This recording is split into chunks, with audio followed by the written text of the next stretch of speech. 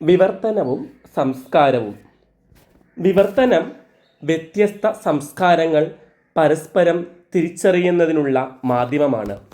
സംസ്കാരങ്ങളെ അന്യോന്യം ഒന്നിപ്പിക്കുന്നതിനുള്ള ഒരു പാലമായി വർത്തിക്കുന്ന ഒന്നാണ് വിവർത്തനം. ഒരു ഭാഷയുടെ സംസ്കാരം മറ്റൊരു ഭാഷയിലേക്കും തിരിച്ചും സഞ്ചരിക്കുന്നു.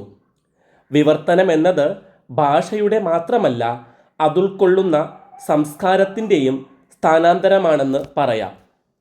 ഭാരതത്തെ സംബന്ധിച്ച് ഒരു കാലത്ത് പ്രധാന ഭാഷയായിരുന്ന സംസ്കൃതത്തിൻ്റെ ശ്രേഷ്ഠമായ സാഹിത്യ സമ്പത്തിൻ്റെ വിവർത്തനമാണ് ഭാരതീയ സംസ്കാരമെന്ന ആശയം രൂപപ്പെടാൻ കാരണം. ഭാരതീയ ഭാഷാ സാഹിത്യങ്ങളെ പരസ്പര വിവർത്തനം ഭാരതത്തിൽ ഒരു സാംസ്കാരിക സമന്വയത്തിന് വഴിതെളിച്ചു. ഭാഷാപരമായ സങ്കുചിതത്വം ഇല്ലാതാക്കുന്നതിന് വിവർത്തനം സഹായിച്ചിട്ടുണ്ട്. വിവർത്തനത്തിൻ്റെ സാംസ്കാരിക ധർമ്മത്തെപ്പറ്റിയും നേരിടുന്ന പ്രവർത്തനങ്ങളെ സംബന്ധിച്ചും ഇസഡോർ പിഞ്ചക്ക് തൻ്റെ സയൻറ്റിഫിക് ആൻഡ് ടെക്നിക്കൽ ട്രാൻസ്ലേഷൻ എന്ന ഗ്രന്ഥത്തിൽ വിശദമായി പ്രതിപാദിക്കുന്നുണ്ട്. വിവർത്തനത്തിൽ ഒരു ഭാഷ ഉൾക്കൊള്ളുന്ന സാംസ്കാരിക ഘടകങ്ങളെ മറ്റൊരു ഭാഷ ഉൾക്കൊള്ളുന്ന സാംസ്കാരിക ഘടകങ്ങളാക്കി മാറ്റുകയാണ് ചെയ്യുന്നത്.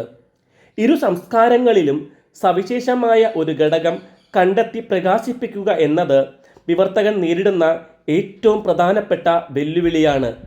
ഭാഷയും സംസ്കാരവും വിഭിന്നമായ ഒരാളിലേക്ക് പുതിയൊരു ആശയത്തെ പ്രക്ഷേപണം ചെയ്യുകയാണ് വിവർത്തനത്തിലൂടെ നടക്കുന്നത്.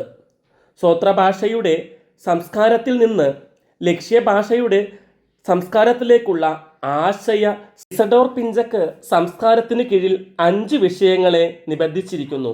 പരിസരജ്ഞാനം, സാമൂഹ്യ ബന്ധങ്ങൾ, സാങ്കേതിക വിദ്യ, വിശ്വാസവും മൂല്യങ്ങളും, ഭാഷയും കലയും എന്നിങ്ങനെയാണ് ആ 5 വിഷയങ്ങൾ.